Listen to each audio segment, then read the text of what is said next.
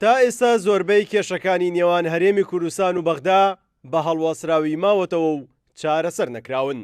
ئەگەرچی ئێستا لەلایەن حکومەتی هەرێمی کوردستان و بەغداوە گفتوگۆی بەردەوام هەیە و ئاماژەکانش نیەتباشی هەردوو لا دەردەخەن بۆ چارەسەرکردنیان و تا ئێستاش چەندین کۆبنەوە بۆ ئەو مەبەستە ئەنجام دراوە.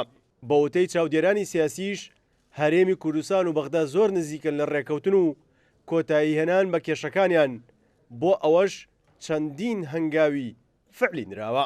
هەنگاوەکانی حکوومەتی هەرێمی کوردستان بەرەو ئەوەیە کە بەڕاستی چارەسەری کێشەکانی بینی هەرێم و بەغدا بکرێت، دانیشتەکان خێرانە هەر لە سەرەتای پێکەنانی حکوومەتەوە. من ئەوە دەبینم کە هەوڵەکان ڕوولەوەیە لەگەر حکوومەتی عێراق بەرەو چارەسەر بڕۆین، پێویستە هەردوو لا هەنگاو بەرەو یەکتری بنین.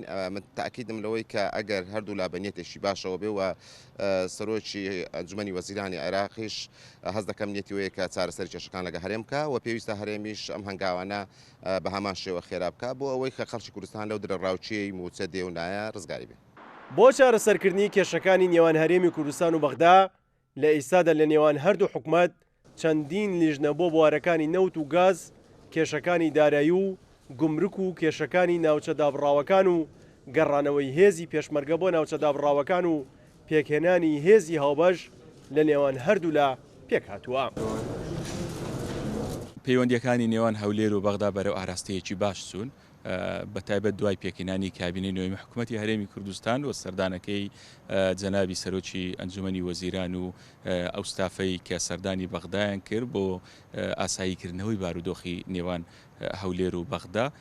ئەوەی گرنگە لە لای ئێمە لە لای پەرلەمانی کوردستان و لە لای خەڵکی کوردستانیش ئەوە گرنگە کە لەمە دو هیچ لایەنێکی سیاسی نەبێتە حەڵقەی پەیوەندی لە نێوان هەولێر و بەغدا. ئەمە ئەرچی حکوومەتی هەرێمی کوردستانە، حکوومەت خۆی دەبی ئەم هێڵی پەیوەندی بێت لە نێوان هەولێر و بەغدا بۆ ئەوەی بارودۆخەکان لەمە دوا بەرەو ئاسایی بوونەوە بچن.